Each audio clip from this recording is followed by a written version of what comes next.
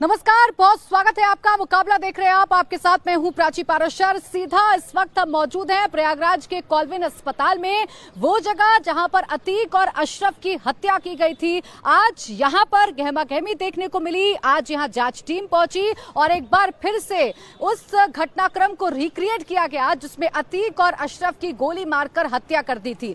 बाकायदा inch tape से पूरे डिस्टेंस को नापा गया, साथ ही साथ शूटर्स की भी पोजीशंस को देखा गया और उस वक्त पुलिस की क्या पोजीशन थी ये भी देखा गया। एफएसएल की टीम ने जितनी भी बारीकी थी वो तमाम चीजें अपने रिकॉर्ड में दर्ज कर ली। इसके साथ ही साथ अतीक और अशरफ की पोजीशन से कितनी दूर आकर जो शूटर्स थे उन्होंने अपना सरेंडर किया था, ये तमाम बातें आज एक बार फिर से रिक्रिएट की गई हैं और इसकी जानकारी जुटाई है आज एफएसएल की टीम ने। और एसआईटी के भी कुछ अधिकारी थे, साथ ही साथ वो पुलिसकर्मी जो अतीक और अशरफ को लेकर आए थे उस दिन यहां पर मेडिकल के लिए, उनमें से एक पुलिसकर्मी जिसके बाजू में गोली लगी थी उसे भी आज लेकर यहां पर आया गया और उसके जरिए ही आज पूरे सीन को रिक्रिएट किया गया है।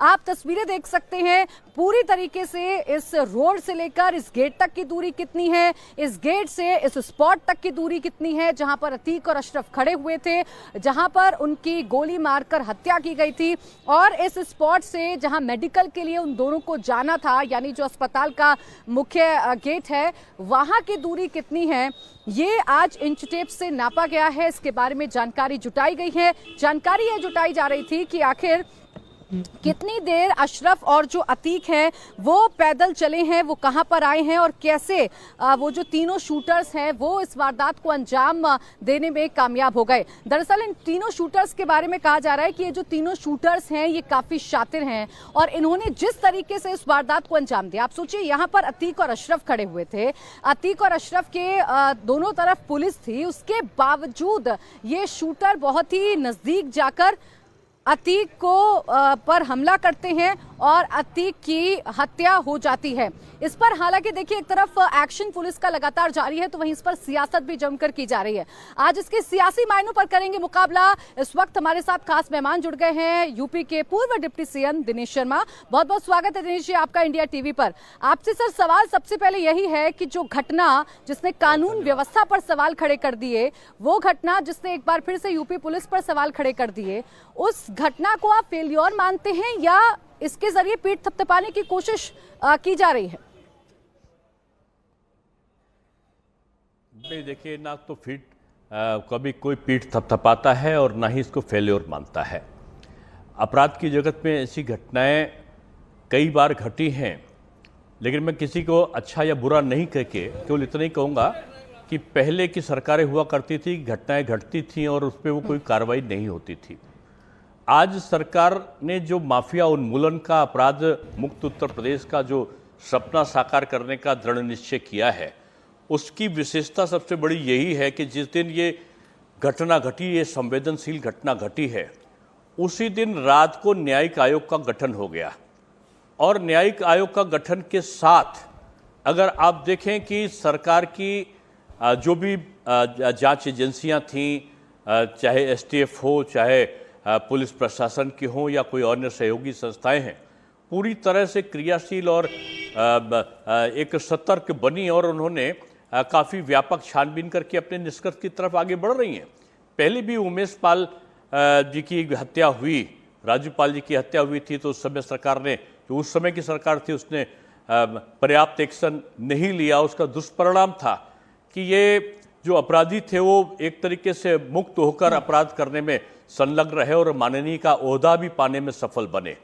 लेकिन भारतीय जनता पार्टी की सरकार में आने के बाद मैं जो आपको कहना चाहता हूं वो ये कि आप कल्पना करो कि पहले अपराधी जो राजसत्ता में से दूर रहते थे और राजनेताओं में कुछ तथाकथित राजनेता, चंद राजनेता होते थे जिनको वो अप्रत्यक्ष रूप में सहायता करते थे, वो चुनाव जीतते थे। एक समय उत्तर प्रदेश और बिहार में ये भी आया कि अपराधी स्वयं राजनीति में आ गए और माननीय का दर्जा प्राप्त करने लगे। इन दुर्भाग्यपूर्ण घटनाओं में जो घटना घटी है जिनके साथ में, उनका अगर आप विवरण देखो तो 1990 से और आज 2023 तक साम्राज्य चलने की बातें सामने आती हैं और 220 मुकदमे थे। 120 मुकदमे इसलिए छूट गए कि एक भी गवाह नहीं मिला। माननीय न्यायाधीश तक के स्तर के 10 लोगों ने उस पर सुनवाई करने से मना कर दिया और 101 जो मुकदमे बचे, पहली बार योगी जी के शासन में जो एक पुष्ट व्यवस्था साक्ष्यों के प्रस्तुतिकरण की और जो अन्य व्यवस्थाएं की गई थी कि कोर्ट में सुनवाई हो सके, उस निर्भयता के कारण उम्र कैद की सजा भी हुई। लेकिन इसी बीच में उमेश पाल की हत्या बनी और उसके बाद ये दूसरी घटना घटी है। सरकार उसके तह पर जा रही है। कुछ घटनाओं में सरकार ने त्वरित कार्रवाई करी और त्वरित कार्य में मुठभेड़ भी हुई, लेकिन उसके बाद की ये जो घटना है इसमें भी कोई दोषी बख्शे नहीं जाएंगे। 3 लोग गिरफ्त में हैं। अभी तमाम लोगों की सूची और आनी है और इसमें तमाम प्रकार के षड्यंत्रों की संभावनाओं से इनकार भी नहीं किया जा सकता। और मैं समझता हूं कि सरकार जवाबदेही सरकार है और आप देखेंगे कि इसमें जो भी कार्रवाई होगी उससे आप हमेशा की तरह सहमत दिखाई पड़ेंगे। ठीक है दिनेश जी, कार्रवाई हो रही है। आज भी हमने कॉल्विन अस्पताल में देखा कैसे पूरे सीन को रिक्रिएट किया गया है, लेकिन विपक्ष लगातार आप पर हमलावर है और अब तो देखिए सहानुभूति जताई जा रही है। आज ही का ताजा मामला है, समाजवादी पार्टी के एक नेता है, कह रहे हैं कि बेवा के साथ गलत हो रहा है, एक विधवा के साथ गलत हो रहा है और पुलिस जानबूझकर अतीक के परिवार को टारगेट कर रही है। इनसे एक प्रश्न जरूर पूछा जाना चाहिए कि आप पिछड़ों की जनगणना की बात करते हैं, वोट बैंक की बात करते हो, लेकिन आपका वो दृश्य कहां चला गया कि राजू पाल की हत्या हुई वो पिछड़े नहीं थे क्या? जो उमेश पाल की हत्या हुई वो पिछड़े नहीं थे क्या? जिस निषाद गनर की हत्या हुई वो पिछड़े नहीं थे क्या? अगर एक निरीह निरपराध, हमें जाति पात की हम कोई बात नहीं करते, लेकिन आपके उस तथ्य को आप देखो, इनका विश्लेषण करके वोट बैंक की लालच में जो पीड़ित पक्ष है उसका पक्ष ना लेने के बजाय जो अपराधी है उसको कैसे बचाया जा सके, इसके लिए किस प्रकार से क्रियाशील है। एक कांग्रेस पार्टी का एक नेता तो पहुंच गया तिरंगा झंडा लेके कि भारत रत्न दे दो। अरे ये तो बाबा साहब भीमराव अंबेडकर का और माननीय अटल बिहारी वाजपेयी जो भारत रत्न थे उनका अपमान है। शहीद का दर्जा, ये शहीदों का अपमान है। एक साहब कहते हैं, एक सम्मानित नेता कहते हैं कि भाईचारा बीजेपी समाप्त कर रही है। अरे बीजेपी भाईचारा समाप्त कर रही, भाईचारा किसको कहते हो आप? वो भाईचारा था कि वो दौड़ा के एक विधायक को गोली मार रहा था। वो भाईचारा था जिसमें वो महिलाओं की बेटियों के तमाम बयान आ रहे हैं, उनके साथ में बलात्कार करके जमीन लिखा लेता था। वो भाईचारा था क्या? वो भाईचारा था कि 20-20 हजार करोड़ रुपए की संपत्ति बना ली जबरन करके। वो भाईचारा था क्या? भाईचारा वो है जब प्रधानमंत्री जी के जो योजनाएं और प्रदेश की योजनाओं में हिंदू और मुसलमान दोनों को 10 किलो का राशन मिल रहा है, ये भाईचारा है। 6 साल में एक भी सांप्रदायिक दंगे नहीं हुए, ये भाईचारा है। मकान मिल रहा है तो हिंदू को भी मिल रहा, मुसलमान को भी मिल रहा है, ये भाईचारा है। आज ईद भी मनाई जा रही है और बकरीद भी मनाई जा रही। आज उत्तर प्रदेश में जब रथ यात्रा निकलती है या जब शंकर भगवान का श्रावण का माह होता है तो अब दर्शकों पर, श्रद्धालुओं पर पत्थर नहीं बरसते, हेलीकॉप्टर से फूल बरसते हैं। ये भाईचारा है। इसलिए विपक्ष को अपने गिरेबान में झांकना चाहिए और जो अपराधी है उसको अपराधी मानना चाहिए। वोट की राजनीति से ऊपर हटके सारे राजनीतिक दलों को एक साथ आना चाहिए और अपराधी जो है उसकी जात, उसकी संप्रदाय, उसका वोट बैंक, इसको देखने के बजाय अपराधी की दंड उसको मिले, न्यायालय के द्वारा मिले, अन्य जो पुलिस है त्वरित कार्रवाई करे। इन सारी चीजों पर उसको सकारात्मक दृष्टि लेकर आगे खड़े होना चाहिए। आज ये विडंबना है कि कार्रवाई हो रही है तो दर्द हो रहा है। न्यायालय का जिक्र दर्द में कोई उसको माननीय कह के पुकार रहा है, जी पुकार रहा है। आपने न्यायालय का जिक्र किया। अब सवाल आपसे पूछे जा रहे हैं। असदुद्दीन ओवैसी साहब तो बहुत नाराज भी हुए और सीधे पूछा कि आपकी सरकार में क्या आप कोर्ट का कोई काम नहीं रहा है, क्या न्यायालय का कोई काम नहीं रहा है? अब सीधे ऑन द स्पॉट ही इंसाफ कर दिया जाएगा क्या? मैं समझता हूं कि तमाम उनके पास में उदाहरण होंगे। एक उदाहरण उत्तर प्रदेश का उनको नहीं मिला होगा कि पहली बार 220 अपराध को करने के बाद पहली बार वो व्यक्ति को उम्र कैद की सजा मिली है न्यायालय से, तो वो बीजेपी की सरकार में मिली है। और बीजेपी की सरकार में यही नहीं कि किसी एक सांप्रदायिक व्यक्ति के साथ में ये घटना घटी हो, उसको दंड मिला हो। सभी जो भी माफिया है, जो भी अपराध करता है, उसके खिलाफ जीरो टॉलरेंस की नीति पूरे प्रदेश में चल रही है और वो आगे भी चलेगी। उसमें जाति और धर्म देख के नहीं होगा। वो कहते हैं कि पुलिस में मुठभेड़ हो गई। अरे साहब, मुठभेड़ हो गई, पुलिस को हथियार क्यों दिया गया है? पुलिस को हथियार जनता की सुरक्षा के लिए दिया गया है। माननीय जो न्यायिक प्रक्रिया है, न्यायिक प्रक्रिया के अंतर्गत भी इसको वैध माना गया है। पुलिस पे पहले भी गोली चलती थी। एक समय तो उत्तर प्रदेश में एक माफिया पूर्वांचल के हैं, उन्होंने पूरे थानेदार सहित पूरे थाने के सिपाहियों को बंद कर दिया। और दूसरे जो जिन माफिया की बात आप लोग यहां पर कर रहे हैं, उन्होंने तो 20-25 पुलिस वालों को अपनी कोठी में बुलाकर बंद कर दिया। बाद में उनसे बजाय उनको फोर्स भेज के रिहा कराने के उनसे चिरौरी की कि भाई साहब छोड़ दो, भाईजान छोड़ दो। अब भाईजान छोड़ दो की सिफारिशें नहीं है। पुलिस अपना काम करेगी, कानून के अंतर्गत करेगी। कानून को कभी भी सरकार अपने हाथ में ना लेती है, ना लेने वालों को प्रश्रय देती है। लेकिन कानून का ये लोग जो आप कहते हैं कि कानून का पालन नहीं किया, मुठभेड़ हो गई। अब आप कल्पना करो कि अपराधी सामने से गोली चला रहा है, तो क्या आप अपना करते हो कि उससे पूछेंगे भैया तुम किस धर्म के हो? अगर एक धर्म के हो तो गोली चलाएंगे और एक दूसरे धर्म के हो तो गुलाब का फूल देंगे? नहीं। अपराधी अपराधी है, धर्म कोई भी हो। अगर अपराधी गोली चलाएगा तो पुलिस के पास में बंदूक इसलिए दी गई है कि वो अपनी रक्षा में उसका प्रयोग करे। मुठभेड़ उचित हो या अनुचित हो ये मैं नहीं कह रहा हूं। मैं इतना कह रहा हूं कि न्यायिक प्रक्रिया के अंतर्गत काम करने के लिए वचनबद्ध है उत्तर प्रदेश सरकार। न्यायिक प्रक्रिया के अलग कोई भी काम प्रदेश सरकार नहीं करती है। और ये कहना उचित नहीं है कि किसी अपराधी को आप तिरंगा झंडा डाल दो जाके। ये वही उत्तर प्रदेश में आपने अब सुना होगा, एक बटाला कांड दिल्ली में हुआ था। एक पार्टी के बहुत बड़ी राष्ट्रीय नेत्री के बारे में एक प्रदेश के हमारे एक नेता हैं अल्पसंख्यक समाज के, ठीक है दिनेश शर्मा, बयान देते हुए कहा था कि हमारी नेता रात भर सोई नहीं और उनकी आंखों में आंसू आ गए। इस प्रकार से प्रदेश और देश नहीं चला करता। आतंकवादी है, अपराधी है तो अपराधी रहेगा। इस मनोभावना के साथ में विपक्ष को सरकार के साथ, ठीक है, यानी धर्म देखकर सरकार काम नहीं कर रही है। ठीक है दिनेश शर्मा जी, आपने क्लियर कर दिया। बहुत बहुत शुक्रिया आपका हमारे साथ इस चर्चा में जुड़ने के लिए, हमसे बातचीत करने के लिए। और अब हमारे साथ इस पर तमाम सियासी पहलुओं पर बातचीत करने के लिए तमाम खास मेहमान जुड़ेंगे, लेकिन उससे पहले एक बार फिर से मैं तस्वीरें दिखा देती हूँ। आप तस्वीरें देखिए, वही कॉल्विन अस्पताल है जहां पर आज रिक्रिएशन हुआ है, जहां पर अतीक और अशरफ की हत्या हुई थी। और अतीक और अशरफ की हत्या के बाद अब कोशिश यह है पुलिस प्रशासन की कि जल्द से जल्द इस पूरे मामले का खुलासा किया जाए। मेरे साथ जो खास मेहमान जुड़ गए, जल्दी से आपको इंट्रोडक्शन करा देते हैं। राजेश चौधरी एमएलए और स्पोक्स पर्सन है बीजेपी के। हर्षवर्धन त्रिपाठी सीनियर जर्नलिस्ट के तौर पर हमारे साथ हैं। डॉक्टर आशुतोष वर्मा समाजवादी पार्टी के प्रवक्ता, Atiqur Rahman research scholar, Danish Qureshi spokesperson AIMIM। आप सभी का बहुत बहुत स्वागत है। मैं डॉक्टर आशुतोष वर्मा जी, सबसे पहले शुरुआत आपसे करना चाहूंगी। जब तक आप सवाल पूछ रहे थे इस घटनाक्रम पर, जब तक आप पुलिस को सवालों के घेरे में खड़े कर रहे थे, तब तक आपके सवाल वाजिब लगते थे। लेकिन आपके नेता अगर शाइस्ता परवीन के साथ सहानुभूति रखने लगेंगे और कहेंगे कि एक बेवा को परेशान किया जा रहा है, तो सवाल तो आपसे भी पूछे जाएंगे ना कि माफिया के परिवार से इतनी मोहब्बत क्यों?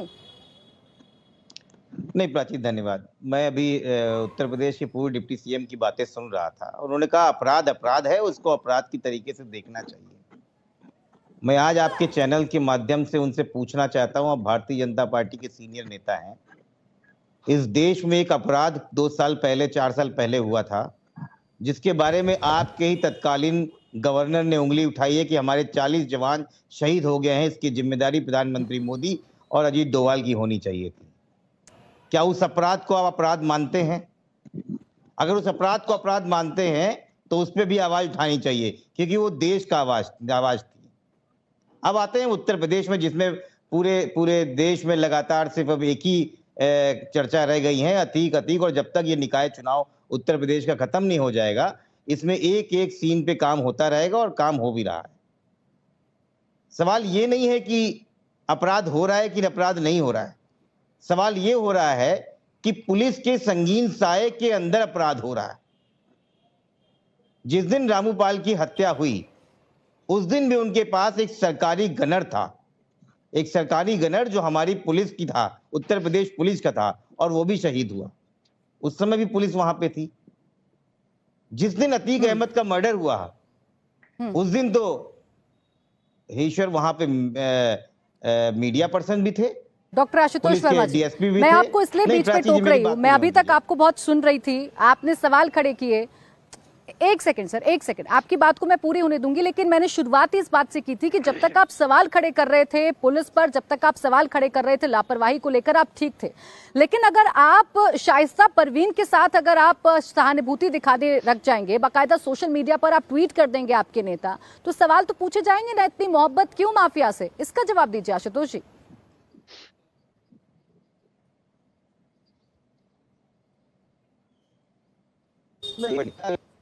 क्या सवाल खड़े किए गए हैं कि शाइस्ता परवीन एक अपराधी है?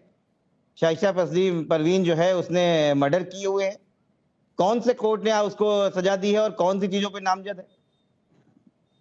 देखिए, इस देश में कानून अगर आप मीडिया ट्रायल पे लाना शुरू कर देंगे तो कोई व्यक्ति नहीं बचेगा। ऐसे 500 नाम बताए जा सकते हैं जो भारतीय जनता पार्टी द्वारा पोषित हैं और भारतीय जनता पार्टी की सरकार के साथ में काम कर रहे हैं, और हजारों के तादाद में केस हैं। न्यायालय को बंद कर दीजिए और सारे जज से बोल दीजिए कि छुट्टी पे चले जाए, क्योंकि भारतीय जनता पार्टी ने कहा है कि हम बंदूक का जवाब बंदूक से देंगे, गोली का जवाब गोली से देंगे। क्या ये बाबा साहब ने सिखाया था? बाबा साहब की बात कर रहे थे डिप्टी सीएम डॉक्टर साहब। आशुतोष वर्मा जी, वो माफिया कैसे माफिया बना आप बखूबी जानते हैं। वो माफिया उसकी कैसे पत्नी इतना कहाँ से बड़ा बन माफिया गया, बन गई? उसे कैसे वो प्राची जी, विधानसभा उसकी पहुंच पत्नी गया, कहाँ वो से कैसे माफिया बन सांसद गई? बन गया, ये आप सब उसकी जानते हैं पत्नी आशुतोष कहाँ से वर्मा जी। माफिया बन गई? आपसे सवाल पूछा जाए आपको लेकर तो आपको तुरंत बीजेपी की जिम्मेदारी याद आ जाती है, आपको बीजेपी अरे की भाई, जिम्मेदारी उसकी याद आ पत्नी जाती है। कहाँ होती है? अपनी आप जवाब जिम्मेदारी तो भी दीजिए तय कर ना। लीजिए, हालांकि उनसे भी ढेरों सवाल हैं, वो सवाल मैं उनसे पूछूंगी। नहीं, उनकी पत्नी क्या माफिया है? लेकिन मोहब्बत कैसे आप माफिया के परिवार से जता रहे हैं, ये मुझे समझ में नहीं आ रहा है। क्या कह रहे हैं गलत आप आरोप लगा आशुतोष रही जी? हैं, गलत आरोप लगा रही हैं। उनकी पत्नी कहां से माफिया हो गई हैं? उन्होंने कितने मर्डर किए हैं? कितने मैं माफिया के परिवार कह रही हूँ आशुतोष वर्मा जी, पहले आप सुन लिया करें मैं क्या कह रही हूँ आपसे। मैं कह रही हूँ माफिया का परिवार, और अगर आपको जानकारी नहीं है तो मैं आपकी जानकारी दुरुस्त कर देती हूँ कि शाइस्ता परवीन अगर अभी फरार है, अगर सब कुछ ठीक है तो शाइस्ता परवीन फरार ना होती और उमेश पाल हत्याकांड में लगातार उसका नाम सामने आ रहा है। तो ये जानकारी आप प्लीज अपने पास रख लीजिए, उसके बाद फिर आप मुझसे चर्चा करिएगा। हालांकि दानिश कुरैशी जी मेरे साथ हैं। मेरी बात सुनिए। पहली चीज, शाइस्ता परवीन फरार है। फरार तो कई शूटर फरार है। क्या बोलिए, भारतीय उत्तर प्रदेश की पुलिस पकड़ पाई? शाइस्ता परवीन एक इंसान है, भारत की नागरिक है, उसके पास उतनी ही स्वतंत्रता की आजादी है जितनी आप और हमारे पास तो में। बाकी शूटर्स से तो आप प्यार नहीं जता रहे हैं ना, बाकी शूटर्स पर तो आप उफ तक नहीं कर रहे हैं। बाकी एनकाउंटर होते हैं तो आप उफ तक नहीं करते हैं, लेकिन जहां वोट बैंक नजर आने लगता है वहां ट्वीट भी होते हैं, वहां ये एनकाउंटर फर्जी भी नजर आने लगते हैं। अब रुकिए एक मिनट आशुतोष वर्मा जी, आप बताइए कौन सा वोट बैंक? आप भी बोलिए ना, आप किस तरह की बात कर रही ये हैं? आप बखूबी जानते हैं डॉक्टर आशुतोष वर्मा जी, आप बखूबी जानते हैं कि ये कौन सा वोट बैंक है, आप बखूबी जानते हैं, आप जानते हैं कि कौन से वोट बैंक की राजनीति है। अगर निकाय चुनाव की वजह से उत्तर प्रदेश में ये सब कुछ हो रहा है तो आप किस तरीके से, क्या आप बताना ये चाहती हैं कि अतीक अहमद के नाम के साथ मैं सोच समझ कर ही बोल रही हूँ आशुतोष वर्मा जी, मैं सोच समझ कर ही बोल रही हूँ आशुतोष वर्मा जी, लेकिन मुझे लगता है कि शायद आपके नेता सोच समझ कर नहीं बोल रहे हैं। वो अतीक अहमद, मैं सोच कर ही बोल रही हूँ, मैं सोच कर बोल रही हूँ, मैं सोच कर ही बोलती हूँ सर, ग्राउंड पर मौजूद हूँ मैं। आशुतोष वर्मा जी, मैं ग्राउंड पर मौजूद हूँ, मैं देख रही हूँ यहाँ के हालात क्या है। मैं बैठकर सिर्फ ऐसे ही बातें नहीं कर रही हूँ, मैं सिर्फ बैठकर ऐसे बातें नहीं कर रही हूँ। मैंने कहा सवाल वाजिब है, लेकिन अगर आप मोहब्बत दिखाने लगेंगे माफिया के साथ तो आपसे सवाल पूछे जाएंगे। अब सुनिए सर एक सेकंड, मेरे बाकी मेहमान इंतजार कर रहे हैं, समय खत्म हो रहा है। गलत चीजों की तरह कर रही है, ये पत्रकार का रुकिए सर एक सेकंड, मैं कुछ गलत नहीं बोल रही हूँ आशुतोष वर्मा जी, आपके नेता ने गलत बोला है, शायद आपके पास जवाब नहीं है तो आप इधर उधर पत्रकारों पर डालने की कोशिश कर रहे हैं। ये आपकी आदत हो गई है, ये आप लोगों की आदत हो गई है डॉक्टर आशुतोष वर्मा जी। जवाब ना आए तो आप पत्रकारों पर डाल दीजिए, ये ट्रिक बहुत पुरानी है। अब जरा रुकिए, दानिश कुरैशी जी, दानिश कुरैशी जी, आपने कह दिया कि अतीक का मतलब दानिश कुरैशी जी, अब सवाल मेरा आपसे है, ये किस तरीके की राजनीति आप लोग कर रहे हैं और क्या ये राजनीति शोभा देती है ऐसे मौके पर? देखिए, यहाँ दो बातें निकल कर आई हैं प्राची। एक तो अभी आप डिप्टी सीएम का स्टेटमेंट सुना रही थी जो बिल्कुल सफेद झूठ था, मैं आपके पास साबित कर दूंगा जिस दिन ये घटना घटी उसके दूसरे दिन, एनकाउंटर की जो घटना घटी उसके दूसरे दिन वर्तमान डिप्टी सीएम जो हैं वो इस बात की बधाई दे रहे थे पुलिस को, वो मीडिया पे आपको मिल जाएगा। मतलब कि वो यहाँ झूठ बोल रहे कि कार्रवाई धर्म देख के हो रही है या नहीं हो रही। एक तरफ आजम और उसके साथ कोई दूसरा शूटर था, उनके एनकाउंटर में हत्या हुई, और दूसरी तरफ पूर्व मुस्लिम सांसद अतीक अहमद जो थे उनकी हत्या जब हुई तो काउंटर में पुलिस ने एक गोली नहीं चलाई। ये तो हो गई एक बात। दूसरे नंबर की बात प्राची जी सुनिए, दरअसल उत्तर प्रदेश की सरकार या समूची भाजपा किसको इंसाफ देना चाहती है? देखिए, देश में दो तरीके के वर्ग हैं। एक तो जो जस्टिफाई कर रहे हैं, आप मुझे नहीं पता कि आप किसमें आती हैं, उसमें जो इस मर्डर को जस्टिफाई कर रहे हैं उनके लिए तो चलिए छोड़ दो, जस्टिस तो हो गया। लेकिन जो नहीं कर रहे और जो जस्टिस का इंतजार कर रहे हैं, अगर उनके सेटिस्फेक्शन की बात है, अगर इंसाफ या सिर्फ अगर उन्हें अपनी रिपोर्ट बनाना है योगी जी को कि भाई हमने जस्टिस कर दिया अंतरराष्ट्रीय स्तर पर, राष्ट्रीय स्तर पर दिखाने के लिए, तो बना दीजिए जो भी रिपोर्ट बनाना है। लेकिन अगर वाकई आप इंसाफ दिलाना चाहते हैं और वो लोग जो इंसाफ की मांग कर रहे हैं, पक्ष विपक्ष और नागरिक जो भी मांग कर रहे हैं, अगर उनको सेटिस्फेक्शन दिलाना है तो योगी जी के रहते इंसाफ नहीं हो सकेगा प्राची जी, नहीं हो सकेगा। ये बात बिल्कुल साफ है। क्यों? क्योंकि अब उत्तर प्रदेश की सरकार किस मुंह से वापस कोई हलफनामा सुप्रीम कोर्ट में लेके जाएगी कि हाँ हम किसी की सुरक्षा मुहैया करा सकते हैं? बताइए तो उत्तर प्रदेश की क्रेडिबिलिटी जिन्होंने डाउटफुल बॉक्स में खड़ी कर दी सुप्रीम कोर्ट के और अदालतों के सामने, उन लोगों की क्रेडिबिलिटी अब क्या बची है? ये बताइए। ठीक, देखिए दानिश कुरैशी जी, आपने मुझसे पूछा मैं किस श्रेणी में आती हूं। मैं यहां पर साफ कर दूं कि सवाल हैं और सवाल पूछे जाएंगे। मौजूदा सरकार की जिम्मेदारी है कि अगर कस्टडी में कोई आरोपी है तो आखिर उसकी हत्या कैसे हो गई। दूसरी बात ये दानिश कुरैशी जी, अभी जो आप सवाल खड़े कर रहे हैं, एक सेकंड दानिश कुरैशी जी, अभी जो आप ये सवाल खड़े कर रहे हैं ना, अगर आप इसे धर्म से हटाकर सवाल करेंगे ना तो आपके सवाल वाजिब लगेंगे और इसका जवाब सरकार को देना होगा। लेकिन अब अगर आप धार्मिक एंगल जोड़ देंगे और माफिया की पहले आप धर्म बताने लग जाएंगे तो सवाल आपसे भी पूछे जाएंगे तो पहले ये देखेंगे वो मुसलमान था या पहले देखेंगे वो कितना बड़ा माफिया था। सुनिए प्राची जी, आपके कहने का मतलब मेरी समझ में ये आ रहा है कि अगर वो मुसलमान है, उसकी हत्या हुई और मुसलमान कह के हम सवाल पूछेंगे तो सरकार जवाब नहीं देगी। क्या आप ये कहना चाह रही हैं?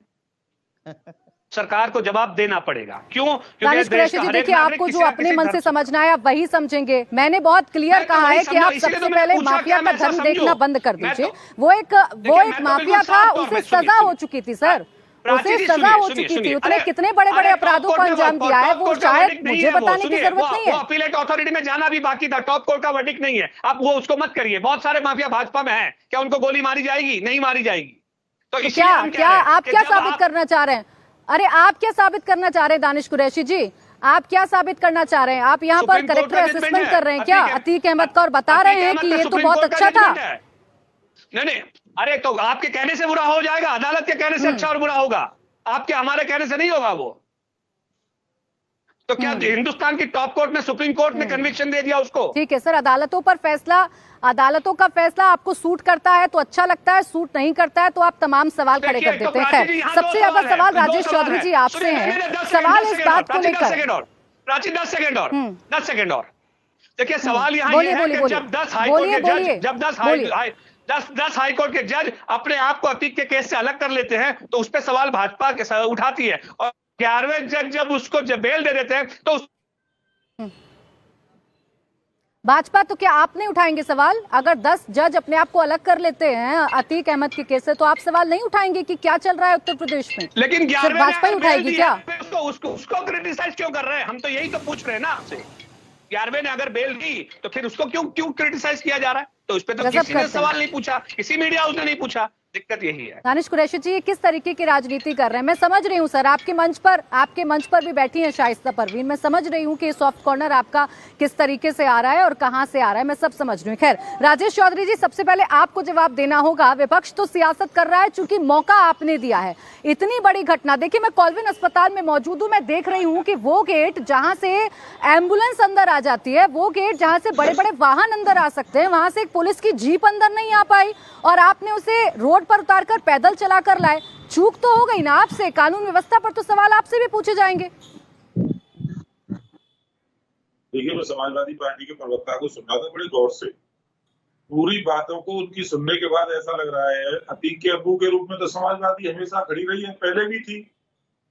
राज्यपाल की हत्या हुई थी, बसपा के वो एमएलए थे, उस समय तो अतीक अहमद समाजवादी पार्टी के ही नेता थे, उसके पदाधिकारी थे। तो समाजवादी पार्टी की मजबूरी है अतीक अहमद को आगे बढ़ाना या अतीक अहमद का जो परिवार है उसको संरक्षण देना। समाजवादी पार्टी के लोगों के पास ही तो सब उसका जो साम्राज्य बचाया हुआ होगा। और मैं तो इस बात को कहता हूँ, हत्या क्यों हुई, कैसे हुई, कब हुई, कहाँ पुलिस थी, कहाँ पुलिस नहीं थी, कहाँ क्या करना चाहिए था, ये सब जांच का विषय है। उत्तर प्रदेश के माननीय मुख्यमंत्री, न्यायशील मुख्यमंत्री योगी आदित्यनाथ जी ने आयोग का गठन किया है। वो दूध का दूध, पानी का पानी करेगा। पर मेरा ऐसा मानना है, अतीक अहमद तो बनाया अखिलेश यादव जी ने और उनके पिताजी मुलायम सिंह यादव जी ने। वो तो गली मोहल्ले का छोटा सा माफिया था, इतना बड़ा बना दिया। और अभी में एआईएम के प्रवक्ता को भी सुनना था, ये संविधान की दुहाई दे रहे हैं ना। राजेश चौधरी जी, मैंने भी सवाल की शुरुआत आपसे की और आपने जवाब की शुरुआत समाजवादी पार्टी से कर दी। हालांकि जांच हो रही है, इस बात से इनकार नहीं कर रही हूं सर, लेकिन चूक तो हुई है ना। जिस कानून व्यवस्था का मॉडल आप दिखाते हैं, वो कानून व्यवस्था का मॉडल फिलहाल इस घटना के बाद उस पर सवाल खड़े हो रहे हैं। त्रिपाठी जी, जब से अतीक और अशरफ की हत्या हुई है, तभी से दो नैरेटिव देखने को मिल रहे हैं। एक नैरेटिव ये है कि ये जो फेल्योर, ये जो चूक है, इस पर पीठ थपथपाने की कोशिश की जा रही है, इसके जरिए ब्रांडिंग करने की कोशिश की जा रही है। और एक नैरेटिव ये है कि माफिया को सफेदपोश बनाने की कोशिश की जा रही है। देखिए प्राची, मुझे तो बड़ा आश्चर्य हो रहा है। इसमें दो नैरेटिव या अलग अलग नैरेटिव जैसी तो कोई बात है ही नहीं।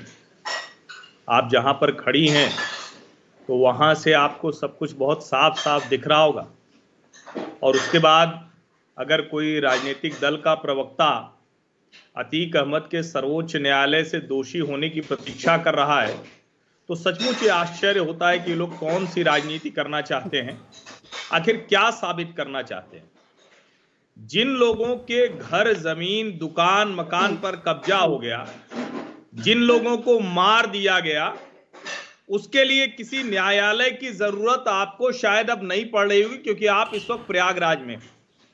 दूसरी जो महत्वपूर्ण बात है कि उसको बाकायदा सजा सुनाई गई, उसको न्यायालय ने सजा भी सुनाई, और उसके ऊपर जो मामले हैं वो एक के बाद एक गंभीर हैं। तीसरी महत्वपूर्ण बात यह है कि असद बाकायदा जो उसका बेटा है वो सीसीटीवी फुटेज में आ गया, नहीं तो शायद ऐसे नेताओं की जमात उसको संत बना देती।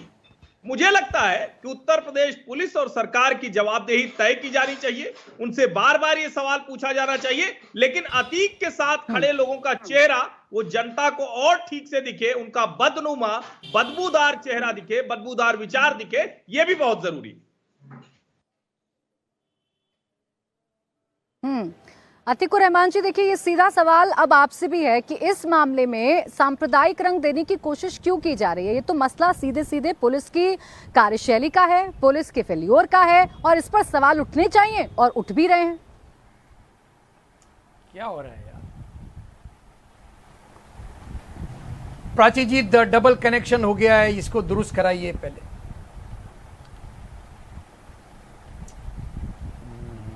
आवाज मिल रही है आपको अतीक जी? हेलो प्राची जी, आप सुन पा रही हैं मुझे? यस प्राची जी, मैं सुन पा रहा हूं आपको। जी बिल्कुल, आपकी आवाज आ रही है। ऑडिबल प्राची जी? जी जी प्राची जी, प्रश्न को दोहराइए, एक लाइन मिक्स हो गई थी उसमें। आ रही है आपकी आवाज, आ रही है। सवाल अतीकुर रहमान जी ये है कि जरा सा क्वेश्चन को रिपीट पुलिस की करिए। कार्यशैली, पुलिस के ढीले रवैये पर खड़े होने चाहिए, तो इस पे धार्मिक रंग देने की कोशिश क्यों की जा रही है?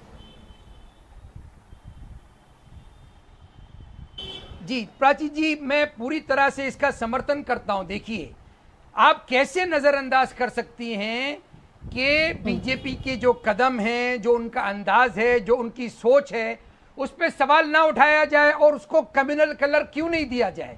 मैं ये नहीं कह रहा हूं कि जो कोई भी अतीक अहमद के फेवर में बात कर रहे हैं या उनकी वाइफ के फेवर में बात कर रहे हैं, वो किस तरह से वोट बैंक पॉलिटिक्स कर रहे हैं, आप भी अच्छी तरह जानती हैं, वो भी अच्छी तरह जानते हैं।